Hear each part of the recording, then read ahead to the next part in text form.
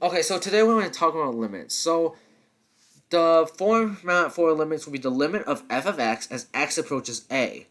And normally this is going to be f equal to f of a, meaning you just substitute whatever value you're trying to find into f of x.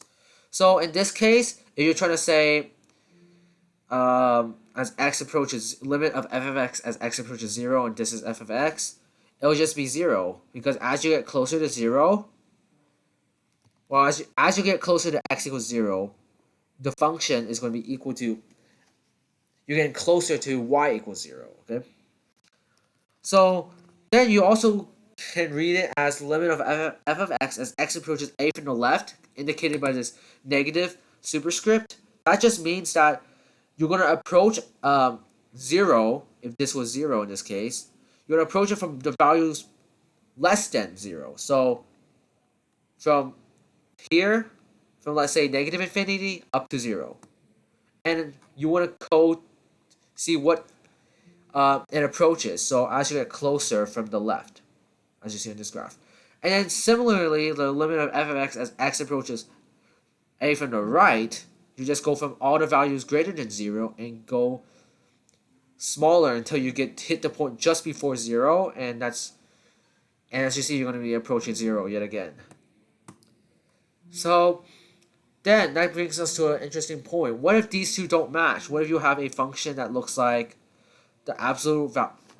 What if you have a function that looks like the absolute value function? Well, in that case,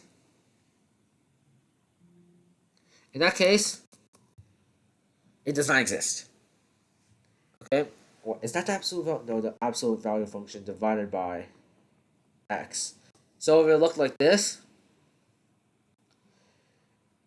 the limit does not exist. Because in order for a limit to exist, the limit of f of x as x approaches a from the left has to be equal to the limit of f of x as x approaches a from the right. So let's try to do this with a table this time, because you're all required to analyze a table with limits. So let's try to find the limit of f of x. Okay, I'm just going to be using this because I don't want to continuously write it.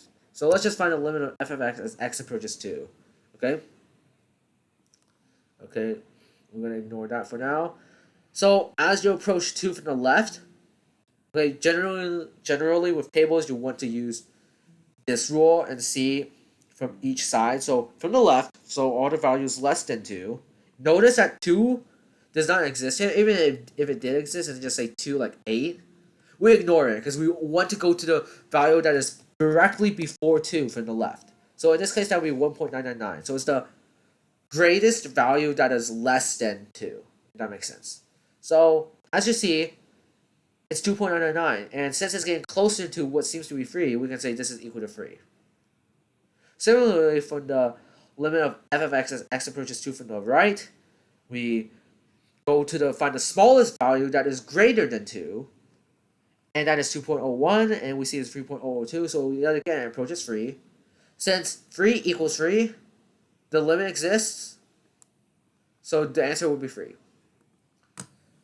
Now let's try talk on arithmetic with limits. So you can find the limit of the limit of f of x plus g of x as x approaches a, and that's just going to be equivalent to the limit of f of x as x approaches a plus the limit of g of x as x approaches a, which can further be expanded into this. This works with any arithmetic sequence. So you can use plus, minus, subtract, divide, multiply, whatever you want to call it. You can place it in here and you can just substitute the plus sign with your other operand. So plus, minus, times, divide. So for time's sake, I want to focus on this first one, limit of f of x as minus g of x as x approaches 5. In the comments, I want you guys to solve this by yourself, okay? So this is going to be, I guess you can say, your practice. So let's try solving this. So first of all, we know that this is equivalent to the limit of x approaches 5 of f of x minus the limit of g of x as x approaches 5. This can be further expanded into the limit of f of x as x approaches 5 from the left minus the limit of g of x as x approaches 5 from the right. Now, no, 5 from the left, I meant, sorry. And you want to set this equal to the limit of f of x as x approaches 5 from the right minus the limit of g of x as x approaches 5 from the right. Now, of course, we use this equality sign loosely. We just want to see if these are equal. If these signs are equal, then the limit exists. If it doesn't, then it's going to be undefined or DNE. So here, we just plug in 5, 15, it's going to be 20 minus 28. Is it equal to the other sign, which it is? So this is just going to be equal to negative 8. Okay, I want you guys to solve this one by yourself, and then let's talk about number 3. So given the limit of g composite g of f of x as x approaches a, you first find the limit of f of x as x approaches a, and then if it's undefined, the limit does not exist. Otherwise, we're going to use the result and find the limit of g of x as x approaches that result that you got for here. So in this example, we first find the limit of f of x as x approaches 1. That's just going to be equal to 1, 8. Sorry. I keep swapping it. In this one, remember, it's going to be the inner function first.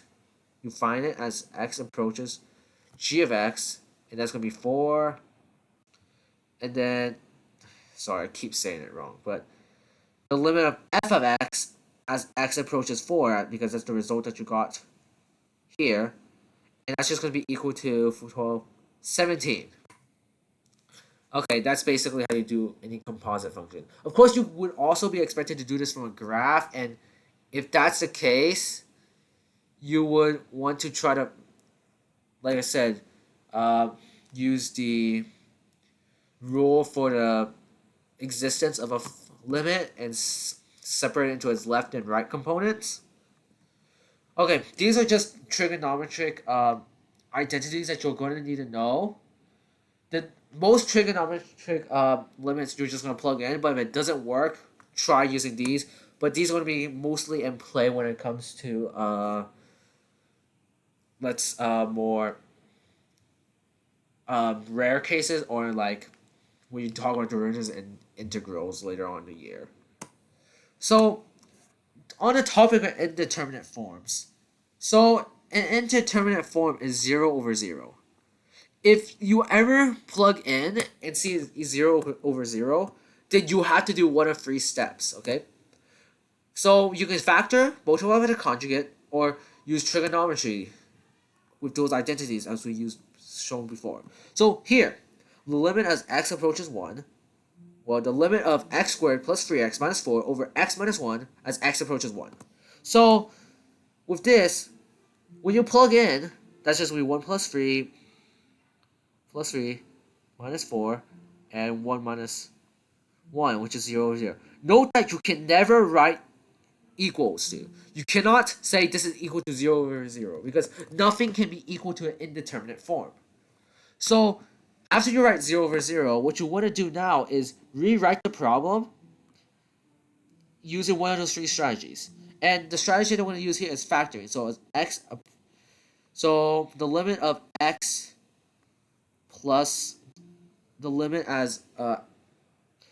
of x plus 4. Okay, let's rewrite that so it's easier to see. X plus 4 times x minus 1 over x minus 1. Of course, this is a very rudimentary one. Oftentimes, do it factored by synthetic division or long division. I'm not going to cover that here because it's kind of expected that you know it. And you can find other videos on that. But here, you can just cancel these out, plug in 1, and you get this is equal to 5. Here, we're going to multiply the conjugate, but first we need to show that this is equal to 0 over 0. So this is 0 over 0 because it's going to be square root of 4 minus 1. By the way, you don't need to simplify.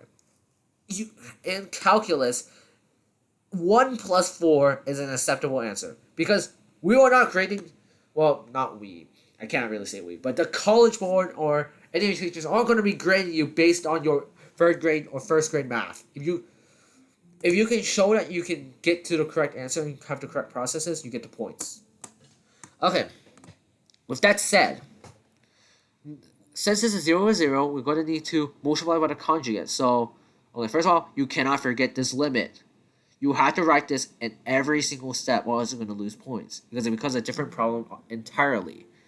So it's plus 1 minus 2 over x minus 3 multiplied by square root of x plus 1 plus 2 over x over square root of x plus 1 plus 2. And that's just going to be equal to the limit of x, the limit of, let's see, x plus 1 minus 4 over x minus 3 times the square root of x plus 1 plus 2 as x approaches 3. These cancel out because this is equal to x minus 3.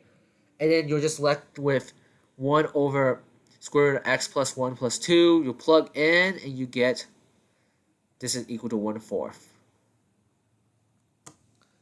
Here, once again, this is 0 over 0. You don't really have to show your work for this one because if you know that this is undefined, then you can just write 0 over 0. Because there's not much work you can really show there. But here, you would want to rewrite cotangent as cosine x over sine of x using the trigonometric identities. And this is multiplied by sine of x. Cross it out, plug in 0, and you get 1. Okay. Now let's talk about limits with piecewise functions. Okay, so let's try to find the limit of f of x as x approaches 0.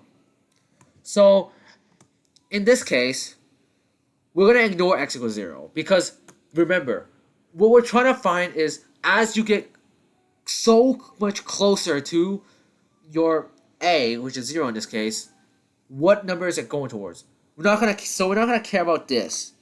We're looking for negative 0.000001 and positive 0.00001 if you would like to figure it as that way.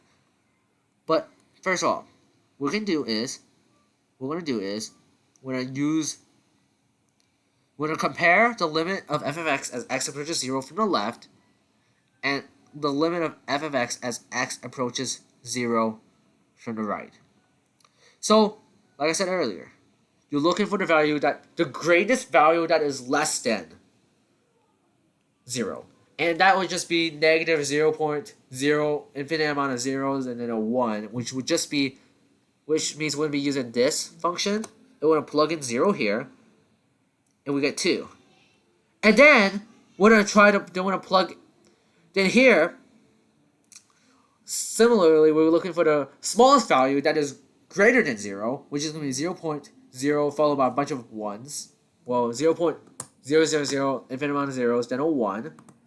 And since that's this function, because 0.000001 is going to be greater than 0, you plug in 0 there and you get a 0. Since these two are not the same, it's undefined or does not exist. So, cross there or D and E.